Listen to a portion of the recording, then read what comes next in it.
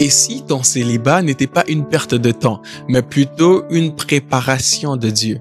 Regarde bien, avant que Dieu puisse donner Ève à Adam, qu'est-ce qu'il a fait? Il a d'abord placé Adam quelque part, il a pourvu à ses besoins et il a établi, il lui a donné une certaine position. Pourquoi il fait ça? C'est parce qu'il ne veut pas qu'en lui donnant la relation, qu'il puisse être lui-même la cause de l'échec de la relation. Parce que très souvent, nous sommes nous-mêmes la cause de nos échecs. On regarde à l'extérieur, on essaie de trouver des raisons extérieures, alors que très souvent, c'est nous-mêmes la cause. Alors, il ne veut pas qu'en te donnant cette bénédiction, cette relation, que tu puisses toi-même la détruire. C'est pour cela qu'il veut d'abord établir certaines bases en toi. Écoute ceci, c'est que tu construis avec Dieu, personne ne peut la détruire.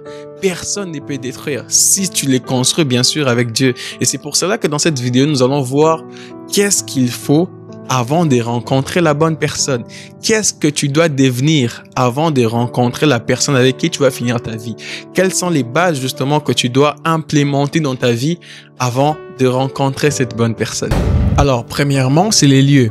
Avant de rencontrer cette personne avec qui tu es supposé finir ta vie, Dieu va te placer quelque part. Il l'a fait avec Adam. Regarde ce que la Bible dit par rapport à Adam. La Bible dit que l'Éternel Dieu prit l'homme et les plaça dans les jardins d'Éden pour le cultiver et pour le garder. Donc, avant que Dieu puisse te donner la personne que tu es supposé finir ta vie avec, il te place d'abord quelque part. Pourquoi il le fait? C'est parce que tu dois d'abord connaître exactement l'endroit où tu es supposé être avant de choisir. Une bonne connaissance de l'endroit où tu es supposé être te permettra de faire les bons choix, te permettra de bien discerner qui est la bonne personne pour toi. Quand je parle de l'endroit ici, quand je parle du lieu, je parle bien sûr aussi bien spirituellement. Est-ce que tu sais l'endroit où tu dois être spirituellement parlant? Je prends un exemple. Tu es appelé à être une personne qui prie beaucoup, une femme de prière, un homme de prière. Tu dois naturellement choisir une personne qui va aller avec cette nature que tu es supposé être.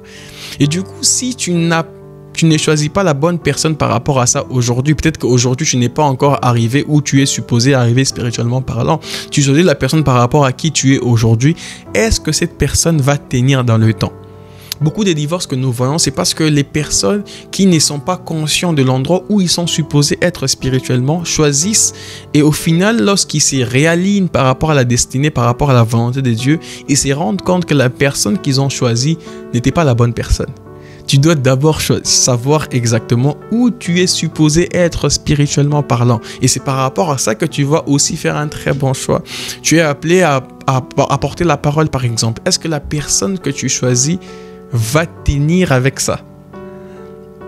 Tu dois aussi connaître ton lieu professionnellement parlant, ton domaine. Est-ce que tu connais ton domaine? Avant même de commencer à penser, choisir, c'est qui la femme de ma vie, c'est qui l'homme de ma vie, est-ce que tu connais les domaines dans lesquels tu es supposé être?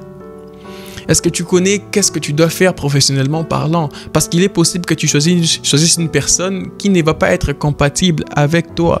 Peut-être que tu es supposé être celui qui va beaucoup voyager. Est-ce que la femme que tu es en train de choisir, elle va accepter le fait que tu voyages beaucoup? Est-ce que l'homme que tu es en train de choisir, il va accepter cela? Il faut justement savoir exactement qui tu es supposé être professionnellement parlant. C'est aussi bien géographiquement parlant aussi. Est-ce que tu sais où est-ce que tu es supposé être géographiquement parlant? Beaucoup d'entre nous, tu es peut-être dans une ville aujourd'hui, mais tu ne sais pas si demain tu seras toujours dans la même ville. Et savoir discerner où tu es supposé être. Est-ce que tu es une personne qui sera appelée à bouger par-ci, par-là, avec des missions? Est-ce que tu es appelé à être une personne qui va être dans une ville toute sa vie? Ce sont des choses que tu dois savoir avant même de choisir la personne. Pourquoi? Parce que ce sont des conversations que tu auras avec cette personne lorsque vous allez vous rencontrer pour voir si exactement la personne que tu as rencontrée, c'est la bonne personne pour toi ou pas du tout. Donc, avant de commencer à penser à qui est-ce que je ferai ma vie avec, est-ce que tu connais les lieux où tu es supposé être? Alors, deuxièmement, c'est la provision. Regarde ce que la Bible dit par rapport à Adam. La Bible dit, l'Éternel Dieu fit pousser du sol des arbres de toute espèce agréables à voir et bons à manger. Dieu pourvoit. Dieu pourvoit. Écoute ceci, si Dieu ne pourvoit pas à ton vide intérieur, aucune relation ne pourra le faire. Beaucoup de relations ne marchent pas, c'est parce que les partenaires cherchent à combler dans la relation leur vide intérieur. Non, pas du tout. La personne que tu vas rencontrer n'est pas supposée être celui qui va combler ton vide intérieur. n'est pas supposé être celui qui va te procurer les bonheurs. Non, il est tout simplement supposé être celui qui va contribuer à un bonheur qui existe déjà, qui a été comblé par Dieu.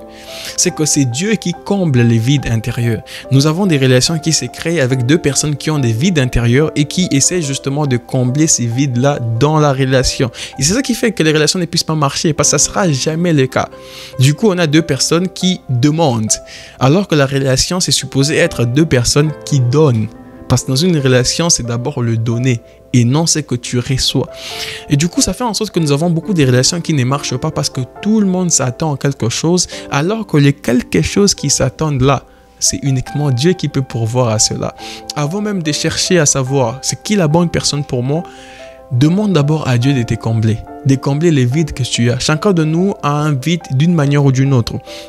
Ça peut être dû à ton enfance, comment est-ce que tu as grandi, l'éducation que tu as reçue. Ça peut être ça. Peut-être que tu n'as pas eu suffisamment d'amour. C'est Christ qui peut combler cet amour-là qui te manque. Et la personne qu'il va t'envoyer, il sera tout simplement là pour aider à ce que cela puisse s'éterniser. Il n'est pas celui qui va t'apporter les bonheurs. Il est là pour contribuer à ces bonheurs tout simplement. Donc deuxièmement, la provision. Est-ce que tu as suffisamment tout ce qu'il te faut avant d'entrer dans la relation? Si tu as des blessures, guéris d'abord ces blessures avant d'entrer dans une relation, parce qu'une personne blessée finira toujours par blesser l'autre. Si tu vois la personne avec qui tu es, il est toujours en train d'essayer de te blesser parce qu'il est lui-même blessé d'une certaine manière. Il n'était pas prêt à entrer dans une relation. Troisièmement, c'est les buts. Tu dois connaître ton but. La Bible dit clairement pour Adam que Dieu lui a mis dans les jardins, il l'a placé dans les jardins pour le cultiver et pour le garder. Il connaissait exactement son but. Écoute ceci, sans la vision, les peuples périt. C'est ce que la Bible dit, n'est-ce pas? Sans vision, les peuples périt.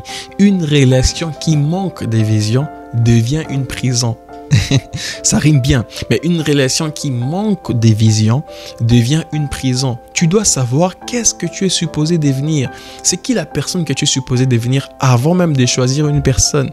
Parce que la personne qui va venir dans ta vie, il est supposé être une aide.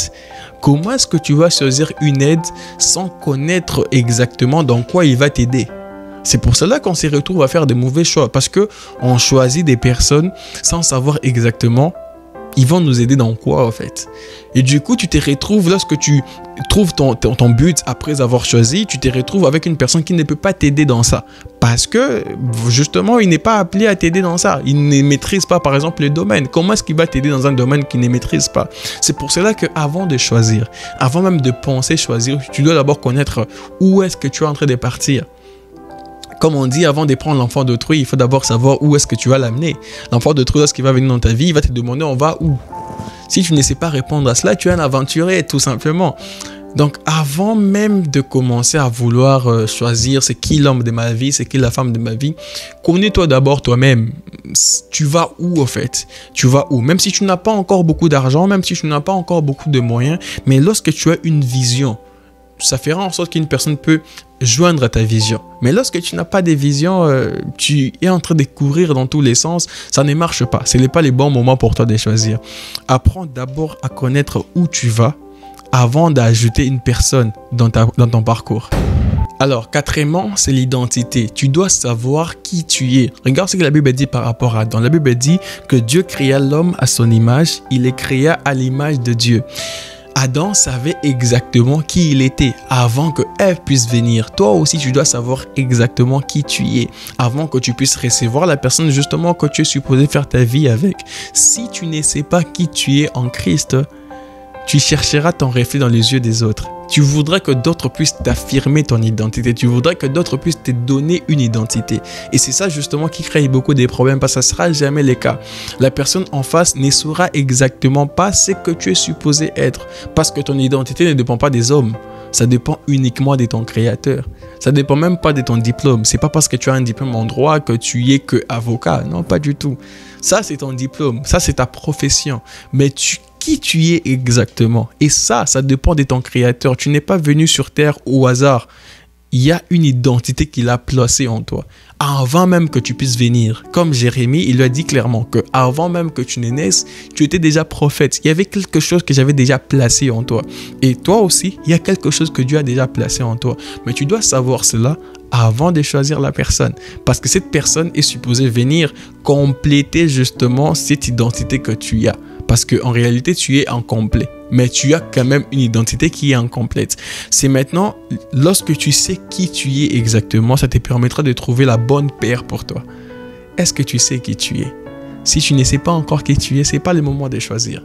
Commence d'abord à te chercher toi-même avant de vouloir chercher quelqu'un d'autre. Sinon, tu seras dans une relation où tu voudras que l'autre puisse t'affirmer alors que lui ne saura pas exactement comment le faire et ça sera des problèmes après problèmes. Et pour finir, les barrières. Tu dois connaître c'est quoi tes limites, c'est quoi tes barrières à toi.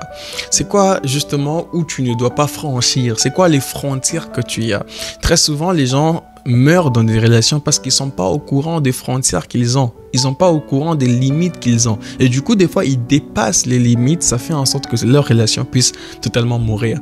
Regarde ce que la Bible dit par rapport à Adam. La Bible dit que tu pourras manger de tous les arbres du jardin, mais tu ne mangeras pas de l'arbre de la connaissance du bien et du mal. Donc, il lui dit exactement que, voilà, ça, ce sont ta liberté, mais ça, c'est ta limite. Et tu dois t'arrêter là. Écoute ceci. Tes limites déterminent ta liberté. Dieu ne place pas des limites pour te frustrer, non, pas du tout, mais c'est plutôt pour te protéger. Et tu dois connaître c'est quoi tes barrières, c'est quoi tes limites. Tu ne peux pas venir dans une relation en n'ayant aucune limite. Si tu n'y as aucune limite, l'autre personne, la personne en face, va les déterminer pour toi. C'est lui qui va fixer justement tes limites. Et ça ne sera pas toujours bien pour toi. Parce que lorsque Dieu fixe des limites, c'est pour te protéger. Mais rien n'est garanti que les limites que la personne en face va te mettre pour toi, ça sera pour ton bien. Parce que lui, il a sa conception des choses. Peut-être que sa conception des choses ne va pas de pair avec qui tu es. Donc, tu dois connaître tes limites. Tu dois savoir exactement où est-ce que tu dois t'arrêter. Dans quoi tu dois t'arrêter. Et comment est-ce que tu dois t'arrêter. Ne dépasse pas la frontière. Et surtout, ne t'approche pas non plus de la frontière. Parce que très souvent, les gens tombent, les gens se séparent, les gens divorcent parce qu'ils sont allés un petit peu trop près de la frontière. Ça commence petit à petit. Lorsque tu vas trop près de la frontière, tu voudras dépasser. Lorsque tu te rapproches trop du feu, tu voudras toucher le feu. Et c'est là maintenant que ça brûle. Donc c'est un peu ça les bases que tu dois avoir pour bien vivre ta relation. Tu veux bien vivre ta relation, il y a d'abord des bases, des préalables justement que tu dois implémenter dans ta vie. Et si tu suis très bien, tu verras que dans ces préalables, nous avons parlé du lieu, la provision, le but, l'identité. Après, nous avons parlé des barrières. Mais selon dans ta vie et tu verras que les choses vont changer. Avant de trouver la bonne personne, deviens d'abord toi la bonne personne. Alors n'oublie pas de commenter, de partager ça à tes amis, de liker la vidéo et de t'abonner surtout pour ne pas manquer la prochaine vidéo. À très bientôt.